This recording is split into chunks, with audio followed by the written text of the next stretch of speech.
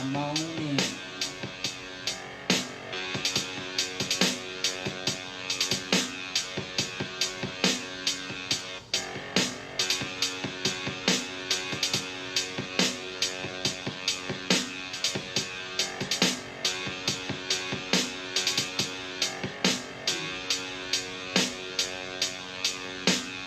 Blood, sweat, and tears suffered many years, fucking do it for the culture. Now that we aware, revolutionary wisdom, use it when you're older.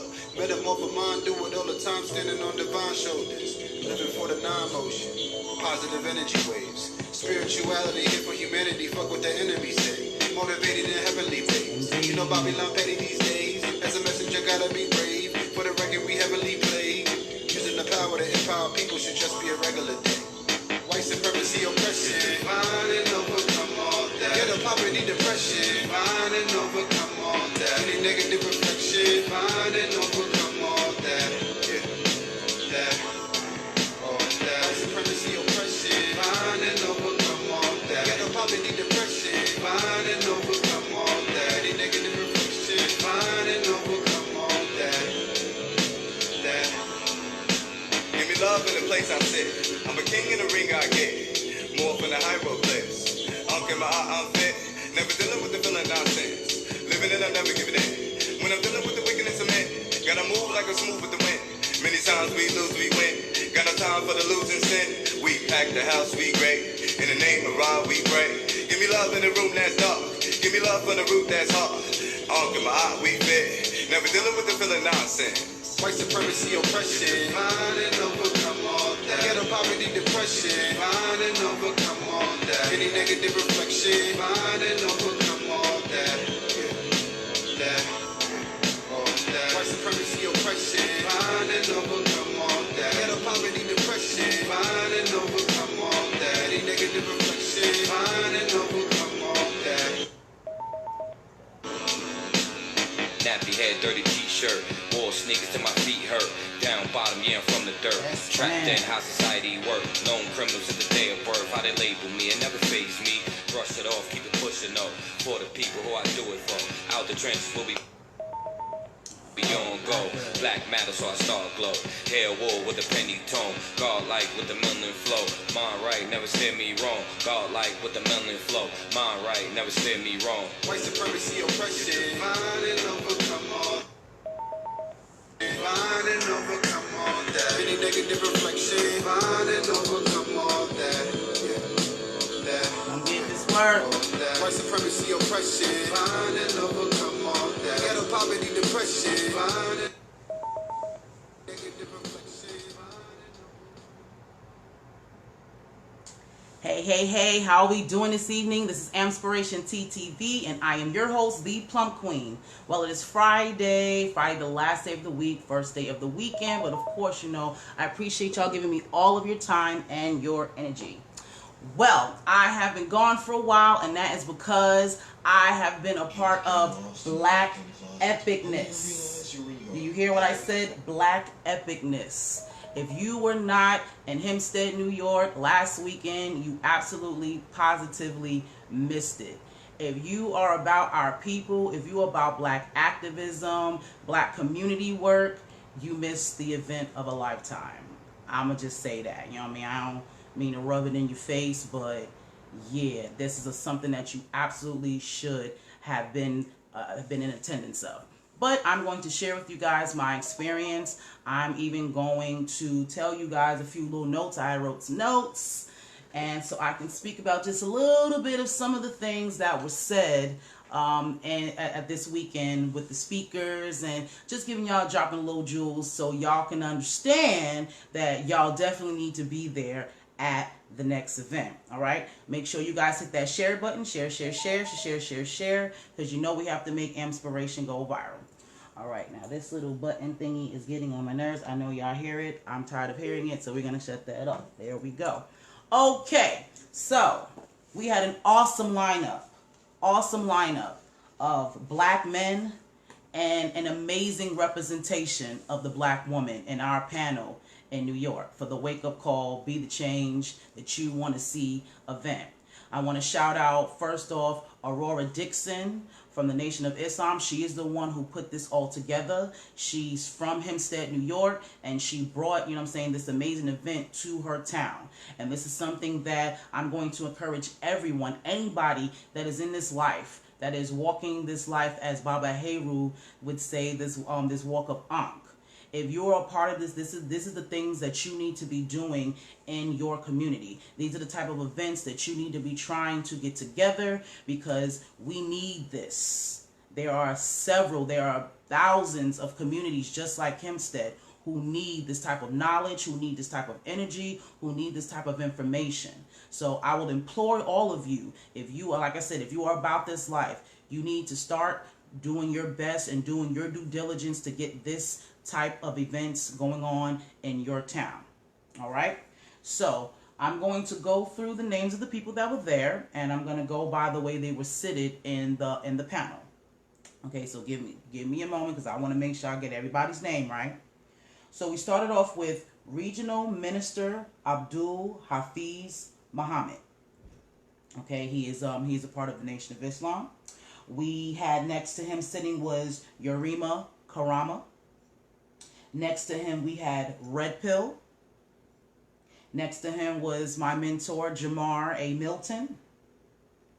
Next to him was Tazara Path Yuwada. I hope I said that right. Next to her was Jamal Talib Abdul Bey. We also had Pop Darby, Riza Islam, and Brother Ben X. Okay, so those were all of the speakers for our Friday's event. It was a 3-day event. We had a panel on Friday. Saturday we had what we call it the Day of Love, where a lot of volunteers came out to different areas in Hempstead. Well, not so much Hempstead, in Long Island, so we can do some type of community work, whether it be cleaning, gardening, helping out any of the locals that needed some help with anything. That's what we were doing on the Day of Love on Saturday. And then on Sunday, we had Dr. Umar Johnson in the building, who had his own set, and he's dropped a whole lot of gems and actually enlightened me on a lot of things that I now need to do a lot more research on. Like this event for me was just an elevation. I have to step my game up in every form and fashion of my life. Scholarship wise, health wise, everything that I have going on, I need to elevate. I've been around, these amazing beings. They tell you when you want to be in a certain place, you surround yourself with the people who are successful in that space. And I was surrounded by that. I was able to break bread with Riza Islam and Brother Ben X, as well as Red Pill and Pop Darby. It was an amazing experience, and whether you guys know this or not, these gentlemen and this sister are down to earth. They are real people. Growing up, I was a Nuwabian, and Baba, as we called him, his name is Malachi Z. York, he had a true celebrity status. No one could get to him. He had super duper security. If you were even in his vicinity, it was rare that you got to, get in touch with him or even be in his space. These gentlemen were at a whole diner, with us, just talking regular, no security, because y'all know how the NOI do. They always come, they always got their security together. They make sure that their brothers and their speakers and their leaders are protected. But they came out and broke bread with us. Even took it even further with Riza Islam and Brother Ben X. We was all over New York City with them. We was in Times Square having a good time. We also went to Coney Island and had a good time. And that for me was, I think, one of the most important things, because they're relatable. They made me feel as if I was no different than they were, even though they're a lot further along, in this journey, but they made me feel like I was one of their peers. And that to me is an amazing thing, because a lot of the times when you get a status and you get a following, it's real easy for your ego to take over and you to feel like, people are beneath you. But they are down to earth, just garden variety people, and it was just super duper duper dope and an amazing experience. I've been inspired. I know it's not the same, being there, but I hope some of the footage that we have shown and some of the photos that you've seen can give you a spark to understand that you need to be, you know what I'm saying, in these spaces. So there was several things said. There were so many jewels dropped, so I'll be here all night talking to y'all about them. But there were specific things, you know, that pretty much stuck with me, because I was an event staff, so I wasn't there to just sit and listen to everything, but I did catch a lot, and I'm going to share, you know what I'm saying, some of those things with you.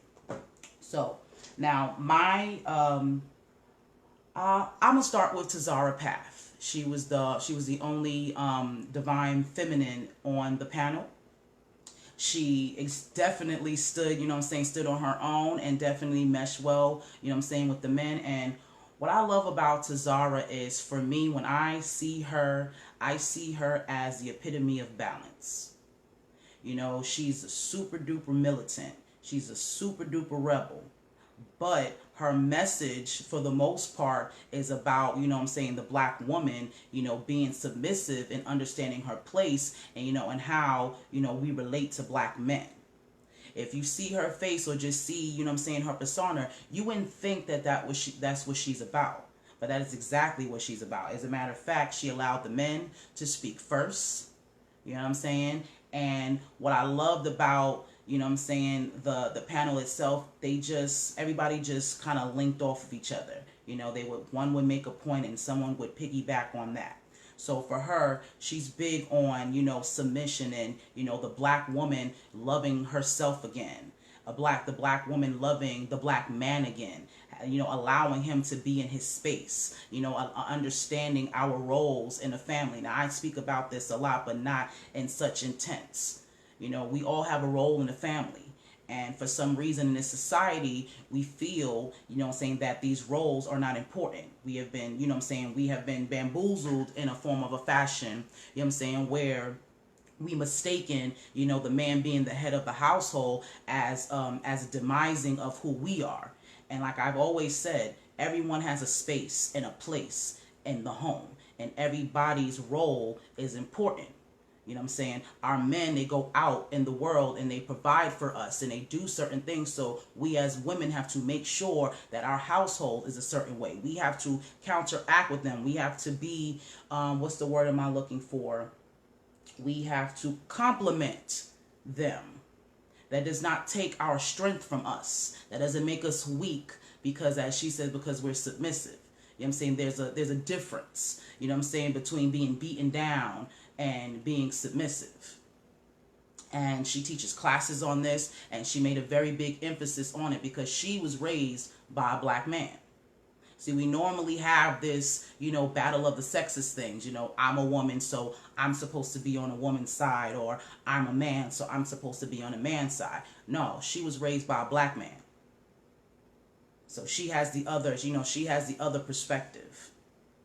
And this is something that we need to see. We, on both sides, there are changes that need to be made. But as a black woman, as she definitely pointed out, we control this shit, y'all. We think that we don't, we say that we don't, but we do. Everything that goes on, you know what I'm saying, in this society right now is going on because we co-sign it. Everything.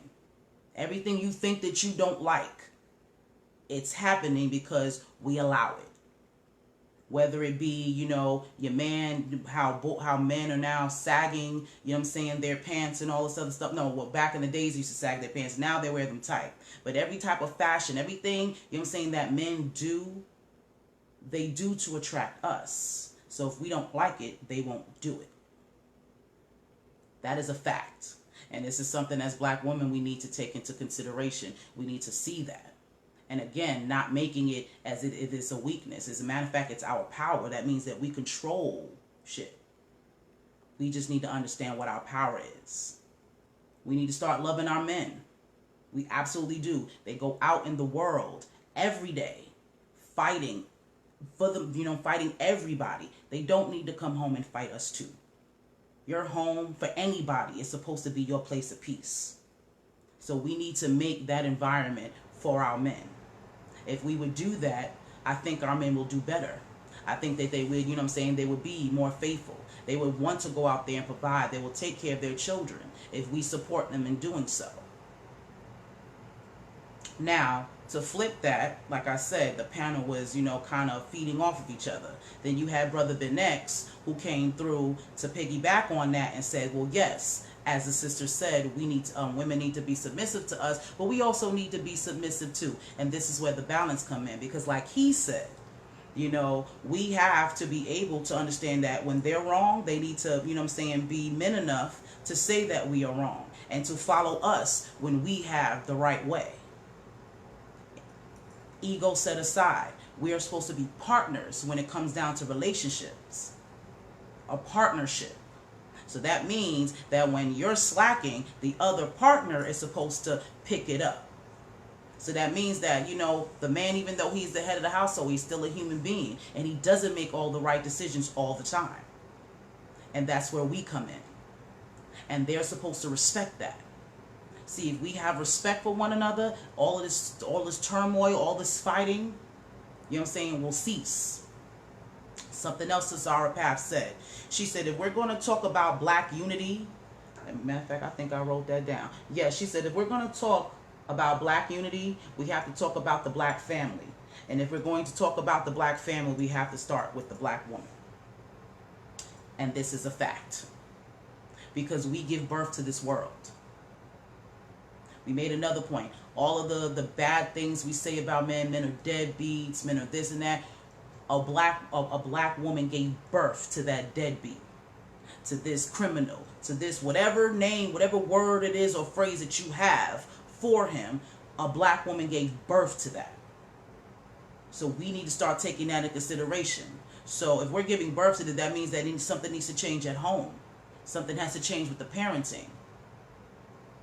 This is why we have to get our black families together. It is imperative. That is the only way that we're going to unify as a people. Because as a people, we're made up of men and women. And these men and women are supposed to come together so we can make children, so we can procreate, so we can continue to live. So everything we have going on starts with our family. That was a very powerful message. And I implore everyone, to seek that. And I'm not sure exactly. There was definitely a lot of media there. So I'm going to find out where the full footage is, because you absolutely need to listen to everything that was said. I mean, everything. I'm just giving you just a snippet of it. But everything that was said was just so crucial and so important. But that was my biggest thing that I took, from Zara Path. Now I personally don't have an issue in the submission department. I'm very balanced where that comes from. I understand who I am, my role, and I understand that I'm powerful. I know the way that I treat, my king, is also a reflection of me and, and our future family. I understand that. So I get that, but there's a lot of us that don't. A lot of us that have been choosing, the wrong people, to the wrong men at least to be submissive to. And again, it starts with self, because everybody that you come in contact with is a reflection. So if you're picking the wrong person, that's something within you that you need to fix. I'd say this all the time. And it's just, again, dope when you have people that you look up to and that, that you get your knowledge from, to break that down, even further.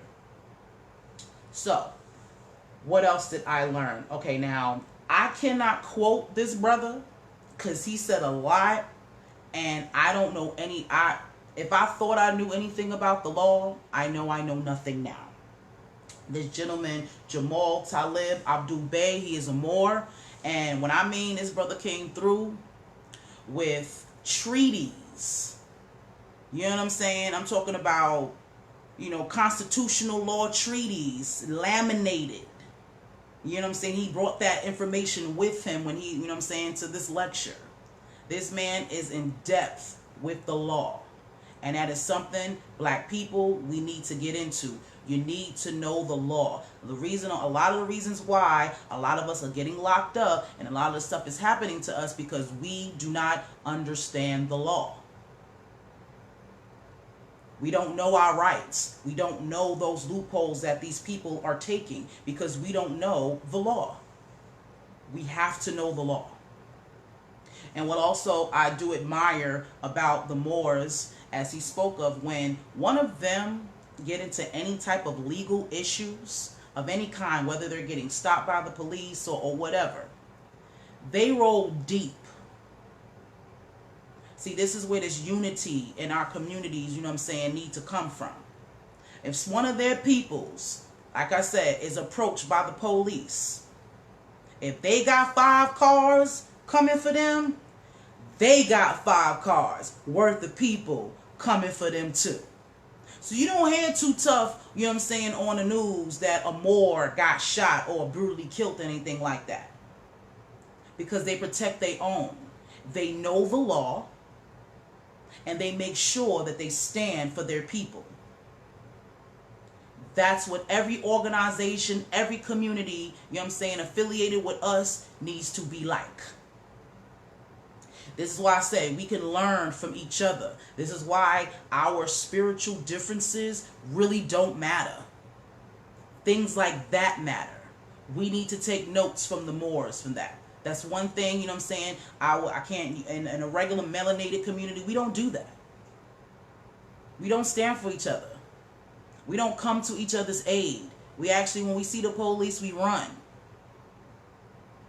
We don't stand up for one another. Everyone, all those, the people that are getting shot and killed by all this police brutality, they're there by themselves. There's no one there to come and, and assist them. There's no one who knows, the law the way they should, to even attempt to stop the police from doing what they're doing. This is what we need. I'm definitely going to, the rest of this year is going to be of scholarship where I'm concerned. Because I need to know the law. I need to make sure that, if something ever was to go down, that I know my rights. That I know that I have to have somebody that I can call to come through and to support me. That's what I need. That's what we all need. So we need to start studying, especially constitutional law. Now, like I said, I wish I can quote him because he was saying a whole lot, and I was low-key doing, well, actually, not really low-key, high-key. I was doing footage for Brother Benex. I was helping him, make sure he got his footage on there. But it was just amazing listening to this man speak. I'm talking about just quoting amendments, off the top of his head. That's the type of knowledge, that we need in every community. So if you're into law and know somebody that's into law, that's what you need to be studying. We need to know these things. And that's going to flip into Yarima Karama. Now, what's special about him for me is this brother knew who I was, and I had no idea who he was. Now, he is a prominent, black activist, and I had never heard of him. But when I wanted to take pictures with everybody and all that, but when he texted me what my name was, he looked at me and gave me the biggest smile, like he was excited to see me, and said my name. This is what, and this is where this is where the amazementness, comes in for me, because like I know that what I do is important. And if I didn't feel that way, I definitely feel that way now. But I just have this thing where I'm very humble. And I know that what I have to bring to the table has relevance, but I also know that I have a lot of learning to do. I know that I'm more of a student at this point, than a teacher. And I'm cool with that. So it blows my mind when I see people of this stature, to even recognize me, because I don't, I don't have no YouTube page. My Instagram, I just kind of got that popping with the hashtag, so I'm getting a little bit more traction. But, I'm still a baby in this. So for the heavy hitters to even have a glimpse of who I am, that is a humbling and, feeling that I don't think I'll ever, get over. So I just thought that was freaking amazing. Now, I had looked him up since I didn't know who he was. I did a little research on him as well, and I saw a video of his. Now, he didn't mention this, and if he did, I wasn't around, but I'm going to say this, and this is very crucial. and what makes him important. He had this acronym, it's called PLEASE, because he's looking for solutions. Definitely something that I'm all about. I always tell y'all, we about solutions. We already know the problems. We need to come up with these solutions. So he has this acronym called PLEASE. The P stands for melanated people. That's us. Doesn't matter who you are. You know what I'm saying? We need to stick together. We need that unity. That's what the P stands for. L stands for land. He says that we need land. Doesn't matter what it is. Doesn't matter if it's an acre. You know what I'm saying? Whatever it's a field, whatever it is. We need to own our own land. We need to be able to cultivate it and use it as we see fit. He says E stands for economics. We need to have our own economic structure. He made a very good point. Why isn't there a black Cash App? Why isn't there a black PayPal? Everything, that the oppressors have, we should have our own version of it. He makes a very good point with that. He also says in education, we need to have our own schools. Actually going to talk about this. A friend of mine put a post about schools, what we can do for schools to be different. And my response was, we need to have our own schools. Our children need to be taught by us. Curriculum, that is effective for us. Actually to cultivate our natural talents. That's the type of schooling that we need. And he made the very same point. We need to be educated by us. We need to be educated on us. And we need to be educated on the things that actually matter in life. Half the shit that they teach us in school, you don't use. A lot of our children, are extremely smart, but they just don't, not everyone can just read things and, what am I trying to say? Not everybody can just read information, absorb it, and then regurgitate it back to you. Not everybody can do that. I can do that, but guess what? It's not effective. I knew it. Like when I was in high school, I'll give you the last 2 years, my junior and my senior year. Half that stuff, I was not paying attention. It didn't matter to me. It didn't matter what was going on in my life. It didn't have any substance to what I had going on. But I knew I had to graduate. I knew that, not graduating. My mama wasn't about to hear that. So I studied just enough to pass the test. But then everything went out my brain after that. That's not learning. That's taking tests. That was not cultivating my mind. That's why I don't remember any of it. So we need to completely change the whole structure of how we learn. There are some children that are very bad at taking tests. I'm actually more of a hands-on learner. You can sit there and describe something to me all day, and it makes sense, but it doesn't because I can't see it. I can't visualize myself doing it. So it's honestly not real. But if you sit with me and show me how you do something, I get it. You know what I'm saying? Because I've seen it. That is the most effective way for me to learn. And there are a lot of, especially of our children, you know what I'm saying, who are like that. But because you have to take this test, if you don't pass this SAT, if you don't pass this Regents, you're going to fail. That's a problem. We have children who are just good at doing. You know what I'm saying? That have natural talent. There are some people who can just sing. There are some people, who have a good ear. We need to start teaching our kids and cultivating their natural talents and putting them in places that they need to be. Like Dr. Umar Johnson has said that every child needs to know a trade. We all need to know how to do something. You can have all of the degrees in the world, but if you can't do nothing, that's just a piece of paper. Our society has made us think that these quote unquote credentials is what makes us smart or what makes us relevant, and it's not.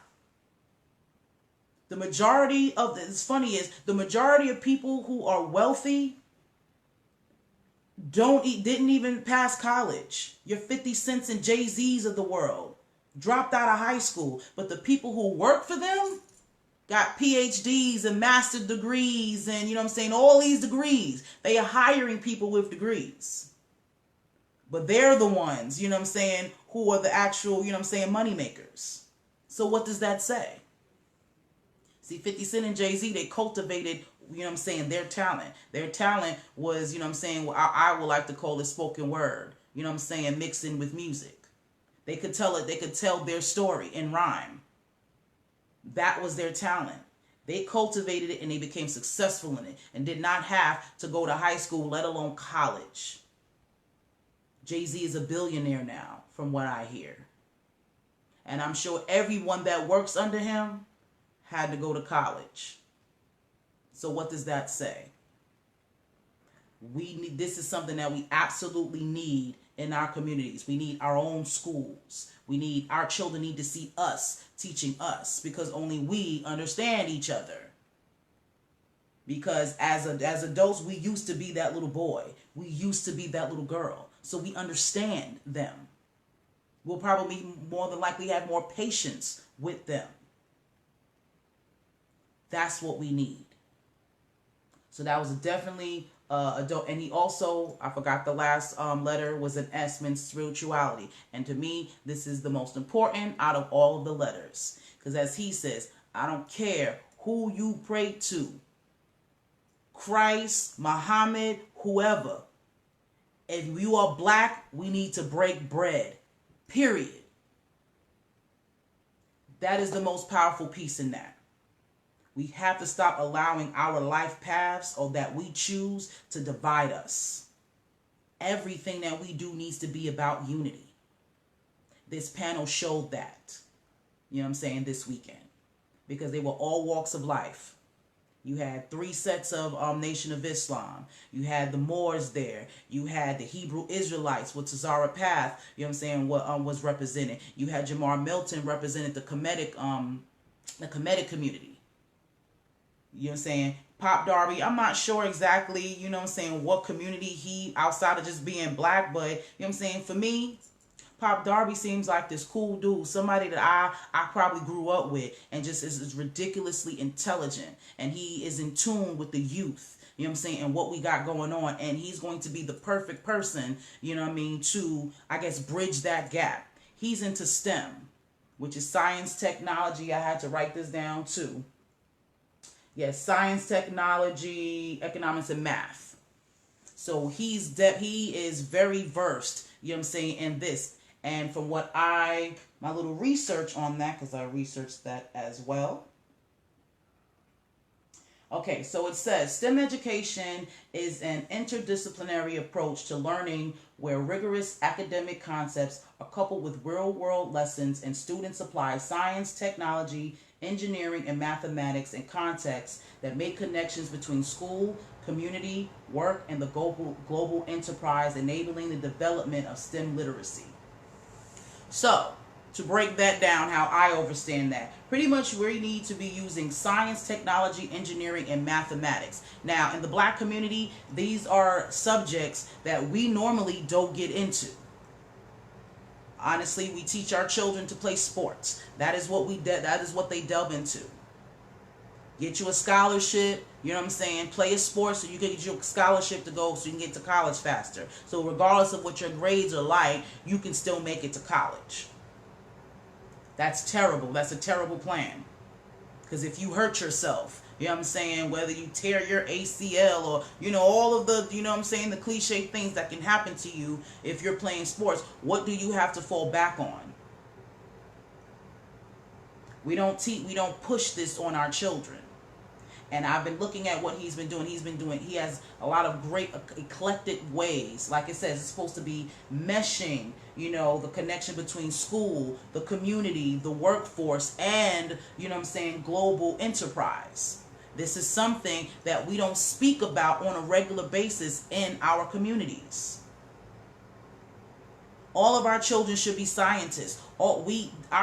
These little kids are at 2 years old, controlling tablets, knowing where to go and what to touch and where and what they're doing. That's technology. 2-year-olds. So if they know how to, work your smartphone and work a tablet, then we need to be cultivating that on a whole nother level. We need to be teaching about technology instead of just pushing technology on them to occupy them. We need to truly teach them what it's about and how to utilize that in life, how to make money off of that, how to make, you know what I'm saying, things like that. That's what is needed. And Pop Darby has amazing ideas on how to do that. Something else that I saw him put up, I saw a video of his on Instagram where he's in a car. He's sitting in the back of a car, actually the trunk of a car, and the car is riding slow, and there's a heavyset woman running, you know what I'm saying, running towards them. And as they're going this way, and she's following, and he's handing her money, you know what I'm saying, as she runs. And the whole point was that, you know, you got to sometimes motivate people when they don't want to motivate themselves. You know what I'm saying? That hit home for me as well. Because there are a lot of people who truly don't care. A lot of our people, we don't care about each other. We don't see the value in one another. And we can't give up on them. Sometimes we have to trick people into loving themselves. We have to give them, you know what I'm saying, incentives to love themselves. And that is a sad thing, but it is what it is. Whatever works, whatever's effective. So though it was a tad bit funny watching this woman, you know, run behind him for this money, because he was doing this for her health, she was doing it for the money. But the fact of the matter is, you know what I'm saying, that was exercise for her. That was going to be good for her health. And that's why he did it. So he was willing to give this woman money, you know what I'm saying, feed her money. The money was the little cat, was the carrot that he dangled, you know what I'm saying, in her face for her, you know what I'm saying, to want to care about her health. If there's any way that you can figure out a way to do that, then that's what we need to do. It's just like you do with your children. You know what I'm saying? You try to find little, you know what I'm saying, slick ways to get them to eat vegetables, or, you know what I'm saying, for them to do things that you know that's good for them that they don't want to do. Same concept. I think Pop Darby is dope. You know what I'm saying? He's another just cool individual. You know what I'm saying? The first day, all I saw him do was dancing and eating. Like, you just don't understand just how amazingly down to earth, you know what I'm saying, these folks are. It's an eye-opening, you know what I'm saying, thing. Now, Red Pill, I don't know if you guys have heard of him and his brother, Red Pill and Blue Pill. They're in Harlem. They're super duper black activists, you know what I'm saying. They are out, you know what I'm saying, in the trenches on a daily basis. Now, Red Pill is the only one there. And him and, let me get it right, the minister Abdul Hafiz kind of piggybacked on each other on a topic that I thought was important, which was integration. I personally feel, and I believe that is a fact, that us integrating, you know what I'm saying, with the Tamahu, it was our biggest mistake. And it's because, not because, you know, we shouldn't be a part of society, but we lost our sense of unity trying, you know what I'm saying, to be them. We, you know what I'm saying, we don't see the value in our unity and having our own things because we're trying so hard to get what they want to get. This is why our communities suffer, because all of us are trying to get out of the hood to go into a white neighborhood instead of getting ourselves in a position to fix our neighborhood. We want to get out instead of fixing, you know what I'm saying, our families. When we were even though we had the least amount of things, we still had our own. We had no choice but to, what's the word I'm looking for, to lean on one another, because everything was separate. They were over there and we were over here. So that's why we did everything together. Even our school, you know, schools, churches, all of that. It was ours. The only problem was it didn't have the same, it hadn't the same quality. What we wanted is our schools, our homes, our clothes, anything that, our food, we wanted that to be the same quality. That's what we needed. But instead, we traded in trying to mix and mingle with them and become them. That's a problem. And Red Pill made a very good point. He didn't even so much make a point. He asked a question. He asked, have you ever heard of any other nationality trying to integrate with the people, that oppress them? You don't see, the Chinese, you know what I mean, trying to integrate with anyone that tried to, you know what I'm saying, to take them over. You don't see the, you know, other people trying to figure out amongst themselves on, like, I'll give you the Jews. I don't think the Jews, you know what I'm saying, have round table discussions on how they're going to integrate with Germany. They're oppressors. We are the only community that does that. We've had the worst Holocaust in history. And we are the only ones that to this day are still trying to integrate with the people, you know what I'm saying, who oppressed us, who took everything from us. That's a problem. Think about that. Think about this on a smaller scale. You know somebody, you know what I mean, raped and pillaged. As a matter of fact, it kind of bleeds in to what they was talking about with reparations. Cesara Path made a very good point. She says, when you think about what we've been through and what they've done, is reparations enough? Is there any amount of money that can repay for being raped, pillaged, hung, taking our language, taking us from our, you know what I'm saying, breaking up our homes, mentally enslaving us? Is there any amount of money that they can possibly give you that will wash that away? Hell no. So when you speak about reparations and integrating and all of that, what are you really asking for? What is that really? This is why Plump Queen, Tamara, whatever it is that you call me, I want sovereignty. Like, Minister Abdul Hafiz said, we need our own land. We need our own. We don't need, you know what I'm saying? We don't need to be with y'all. Y'all do what y'all do. But we need our own shit. We need to govern ourselves. We don't need what you got going on. But we have to have the mindset to do that. We have to come together in every facet of life in order to do that. Unity is a must. And this weekend was, you know what I'm saying, was a spark for that. Because like I said, you had several different walks of life that on a regular basis fight with one another. Not so much fight, but debate. Been debating for years about who's right and who's wrong. But they were all there on one accord at the same time, speaking about the same things, and it went smoothly.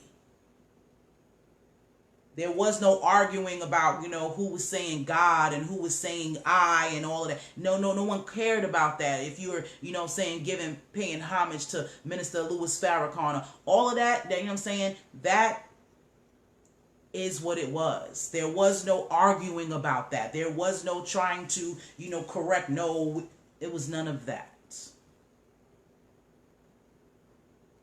All on one accord. Jamar Milton says something very powerful as well. He said, it's this thing, you know what I'm saying, that got us all here. It's this something that we need to focus on. And I like how he put that. Don't know what it is. Don't know what to call it. But it's this thing, this amazing thing that has us all here for this for the same cause. We need to figure out what that is. And we need to celebrate that. Instead of worrying about the other, you know what I'm saying, differences. We need to focus on that thing. And that thing, for me, you know what I'm saying, is our sovereignty. That's what that is. So we have to do better. Everybody. Including double myself. Like I said, the rest of this year is going to be all about scholarship and discipline for me. I have no excuse whatsoever you know what I'm saying, than to level up. There's no excuse for that. And I'm going to say the same for y'all too. There's no excuse. There's too much information. There's too much being done. There's too many of us that really are, you know what I'm saying, out there doing something for us to just stay stagnant and not elevate. Too much information. There's too many solutions to our problems now. I've witnessed it. So there's no excuses. We have to do better. I will implore all of you to look these people up. Every last one of them. Follow them. Get their information. Study. Do your own research. But we need to start being educated about these things. We need to stop with the distractions. All the dumb, you know, all the dumb shit that be out here every, you know what I'm saying, every time something, you know what I'm saying, we need some type of focus, they throw a distraction at you. Rizza Islam kind of put me in check without putting me in check, like about the whole face app thing that's been, you know, real popular this last week or two. I definitely made one. Now, I put some AMPspiration spin on it because, like, things that I see don't ever always just be for face value. You know what I'm saying? So I took the whole face app thing. I did the whole young and what I really look like and then what I would look like I was old. And, you know, I kind of looked at it as life. You know, a lot of us, we think about the right now. We really don't focus on the future or the past. You know, some people say that you don't need to be looking in your past. You need to leave the past there. And, you know, some people say, no, you can't. The future's not promised. So you need to just live for today. Well, I feel like it needs to be a balance of all three. Because all three are you. All three are your life path. And they all affect you. What you did in the past absolutely molded you to who you are today. And who you are today and the decisions that you make today is going to definitely, you know, affect who you're going to become. So that was the stance that I got from it. But at the same time, it is a distraction. Because come to find out, you know what I'm saying, the woman who started the African American Museum in Louisiana was murdered. Didn't hear a lot of footage on that. Didn't hear a lot about that. But everybody, including myself, you know what I'm saying, was doing the face app.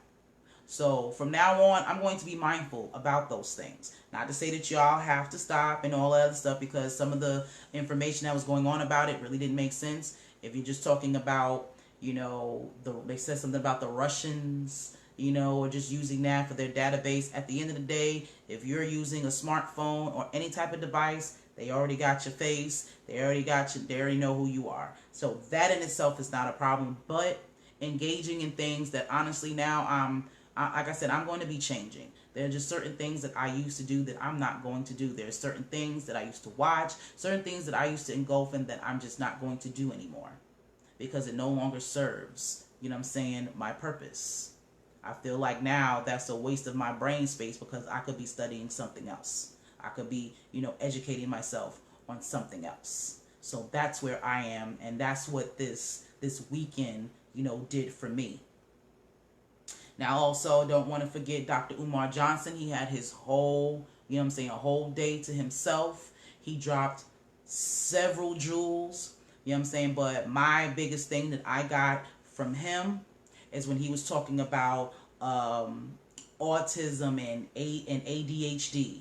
You know, how every time our children, you know, let me say this right. Let me say this right. Okay, so we're talking about, you know, children with ADHD. You know, they're very hyper. They try to put them on Ritalin and things of that nature. And pretty much you are diagnosing children. First of all, he says that you shouldn't be testing any kindergartner, you know what I'm saying, any child, you know, honestly, in elementary school for any of those things. Because they're children. They have, as he called it, God-given energy. You are testing your children and making your children seem as if they're crazy or out of control because they are naturally, you know what I'm saying, they have this natural energy in them that they have to get out. And our society is not geared, you know what I'm saying, to cultivating that. So it makes you think there's something wrong with your child because you can't quote unquote control them. You are already setting up your kids for failure from day one. You are making who they are a problem, a disease. And that's a problem. You should not be testing your kids for that. Again, we need to get in tune with ourselves. This is why we need to understand who we are, what we're about, what we are naturally like. See, if we knew who we are, we would know that that's not a problem. They're being children. They're learning and they have so much energy and they have to get it out. So yes, they're going to run around and you know what I'm saying, and do things, you know what I'm saying, and break. That's why they need a backyard. They need somewhere to run. They need to be around nature and be able to do all that stuff. No, you can't do that in a house full of furniture and, you know what I'm saying, things that can break. Of course not. No, you don't want your child to break your vase or to scratch up your floors and things. That's why they need a place to do that. You don't drug them up. You know what I'm saying? Because you need them to sit down. This is why, again, we need to completely restructure how we live. A lot of the things that we do with our kids now is because we don't have the time. Because we're so busy giving our energy and our time to the workplace. You work this 40-hour, you know what I'm saying, a week work week, and you have no time for your family. You have no time to really get to know your kids. Because both mommy and daddy are working. And I understand, you know what I'm saying, that you have to do that. But this is why we need to reevaluate what's important. A lot of y'all have all these jobs and several jobs because you want this house. You think you need a $200,000 house. You know what I'm saying? That's success. You need this type of car because that's success. You need to be able to wear this type of clothing. That's success. So this is why you're spending most of your time at work, because you're trying to pay for materialistic things thinking that that's success. And it's not. It's really not. You're missing out on what's important. This is why we're not unified. Because we're so engulfed and trying, you know what I'm saying, to keep up with these Joneses. This is what happened when we integrated with them. See how all of that just plays into one another? It's a cycle. And we have to break it. We need to reprogram what success is. It is not accumulating a house that you never truly own. I'm sorry, guys. You know what I'm saying? The government at any time, they run this land. So the house that your land is sitting on, they will find a way to tell you that it ain't yours and take it from you. They do it every day. That car you're driving, even after you pay the last note, there can be, if you owe the government taxes or whatever it is, they can snatch your shit. I don't care how long it's been you paid off for it. If you owe them something, they taking everything you got. So therefore, you own nothing. Nothing. But you spend your whole entire life working for that. Nothing. We have to change how we think of success. We need our own shit. Period. I think somebody put that. Period. That's the new way of saying period. We have to do better. We have to live for and by each other. That's going to take sacrifice. It needs to be done. I'll give you a great example of that sacrifice. The Birmingham Montgomery, bus strike. I know it's cliche, but it's a perfect example. Them people, for months, walked, carpooled, and did whatever it is that they needed to do to make sure that them folks knew that if y'all don't change how this transportation situation work out, we're not giving you a dime of our money. We would rather walk miles and make ourselves uncomfortable to make sure that this changes. This is what we don't have in today's black community. No one is willing to sacrifice their comfort for the greater good. You only think about it when something directly happens to you. If one of your sons, daughters, cousins, die, then you want everybody to, to start making sacrifices. But no, every black man, black woman, black boy, black child is your mother, your father, your sister, your brother, your uncle. We are all family. So if you're going to do it for your household, you should do it for everyone because it affects us all. So yes, if you can't get your Starbucks in the morning, it might take you an extra long time for you to do this. If you have to grow your own food now instead of quickly going to Walmart real quick to get something, sacrifice. That is what's going to be needed. There are people who died for you to even have the freedoms that you think you have right now.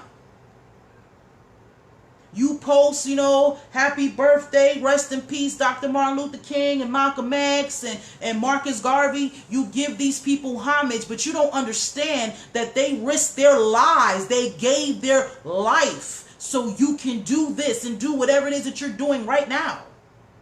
Are you willing to do that for the next generation? Because these are your kids we talking about. Are you willing to die so that your children can live better?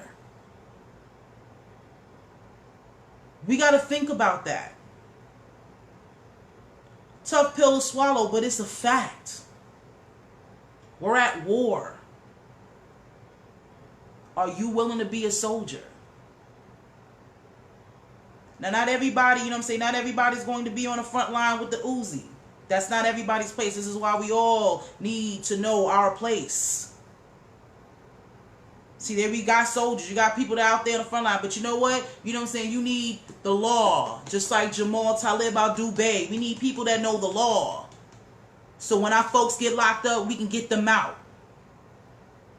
We need people, that know how to engineer. We need engineers. So we can cultivate our own guns and our tools and whatever it is that we need. We need all of us in every aspect, every industry. That's what we need. We need our own Wakanda. It needs to be done. And it can be done. We are the biggest consumers in this country. For us to be the brokest, we spend the most money. So all we got to do is change our spending habits, and that changes everything. That's what we need.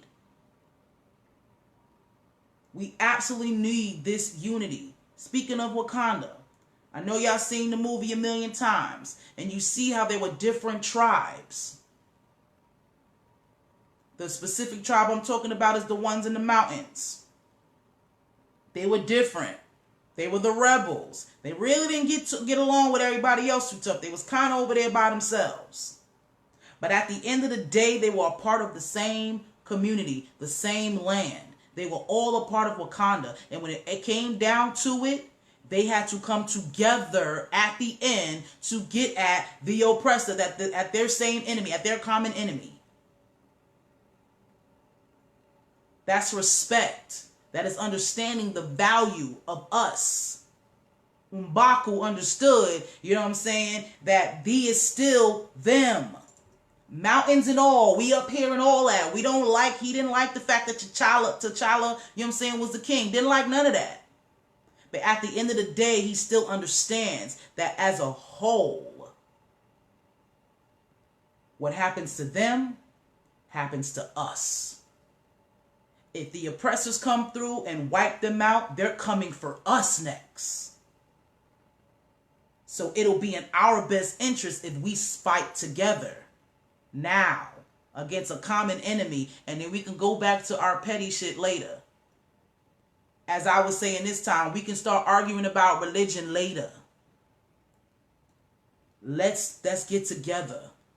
Like Yarama Karima said, don't matter what your spirituality is. We need to be breaking bread together. We need to be putting our ideas together for the greater good, which is us, our children, our future. Period.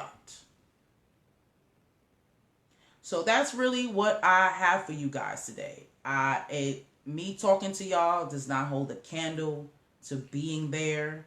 You know what I'm saying? Like, just being around that energy. Like I said, I felt so welcomed, and you know what I'm saying? I felt important being there, being a part of that.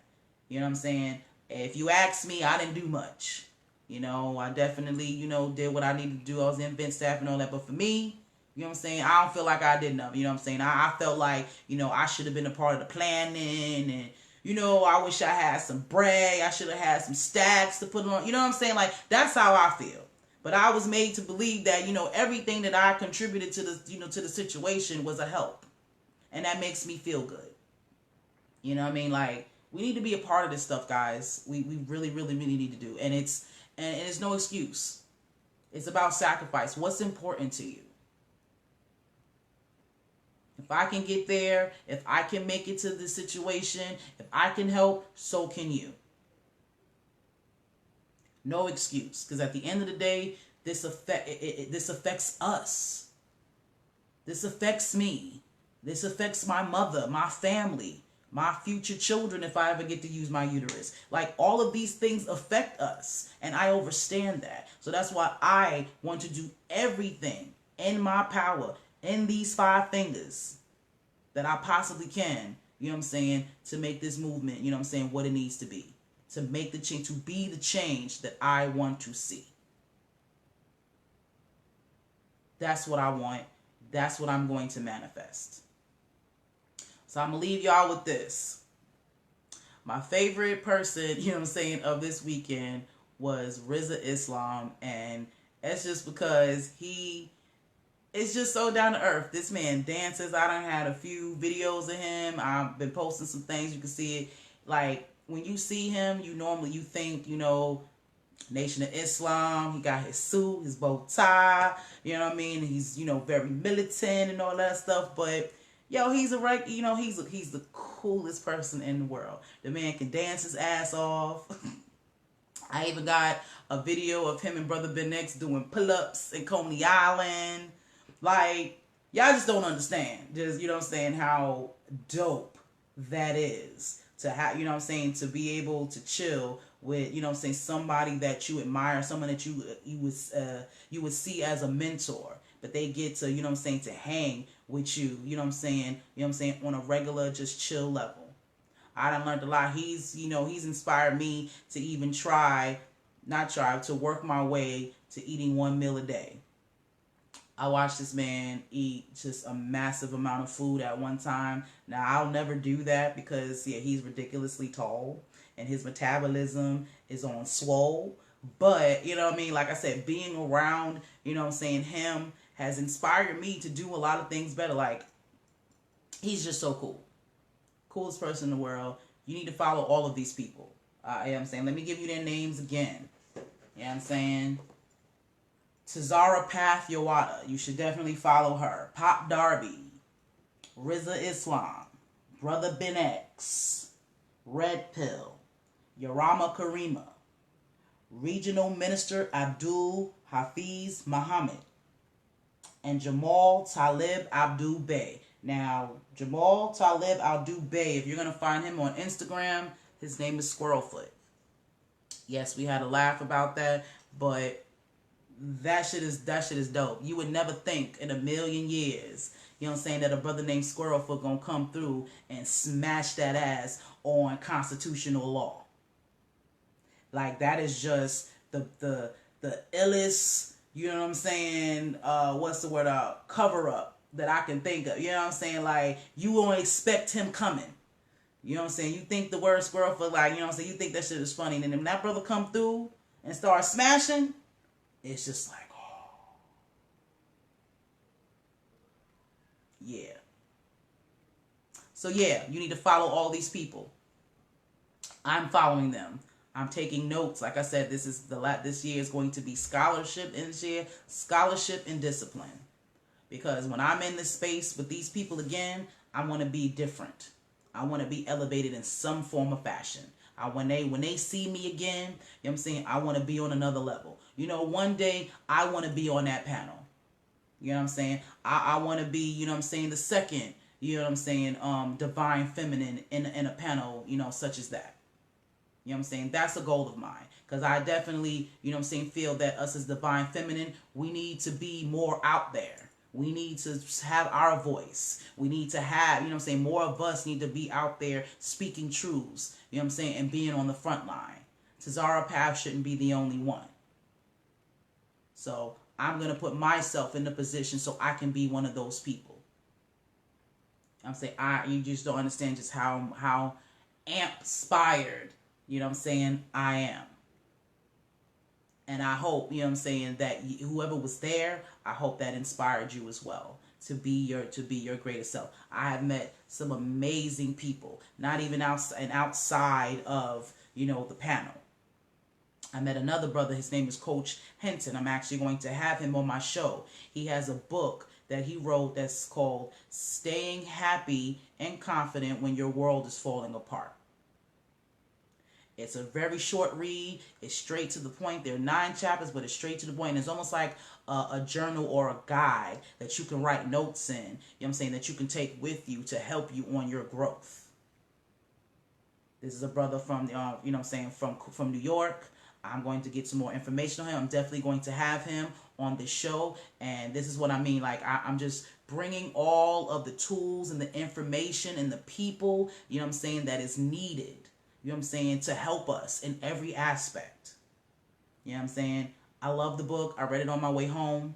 And you guys need to actually go out and get it. You can get it on Amazon. I posted a picture about it. Like I said, it's a very short read. It's about 50 pages. And it's almost like a reference. You can go back, you can write your notes on there, go back to it, you know, have your affirmations and all that. It's a very dope book. You need to go get it off Amazon. It's called Staying Happy and Confident When Your World is Falling Around You. Okay?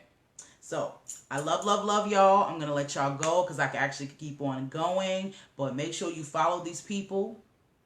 Make sure that the next event that we have, that you are there. You know I'm going to be up on it. You know I'm going to let you know. So there will be no excuse for you not to be there. Okay? And if there is no, and if you are somebody who is inspired by this, you need to start something where you are. You hold an event where you are.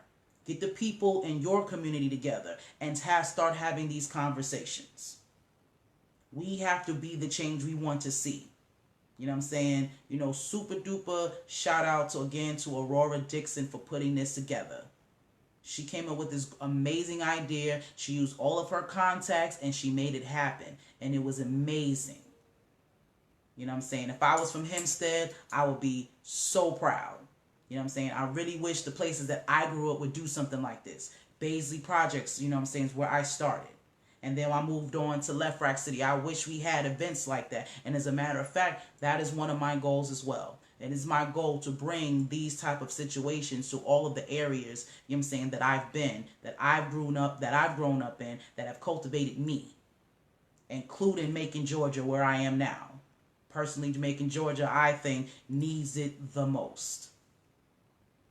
So I'm going to do my due diligence, you know what I'm saying, to use these new contexts that I have to invoke change in the places that I have been.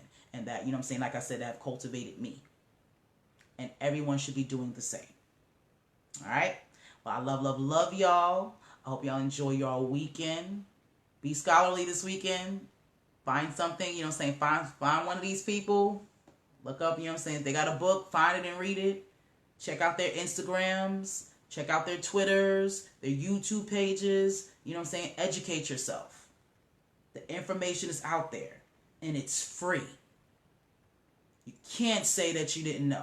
You can't say that you didn't have access to the information. Because it's all out here. This is the era, the year, you know what I'm saying, the season of knowledge. It's out there. You just gotta want it. You just gotta want to have it. You just gotta have, you know what I'm saying, the will to go on and there and take it.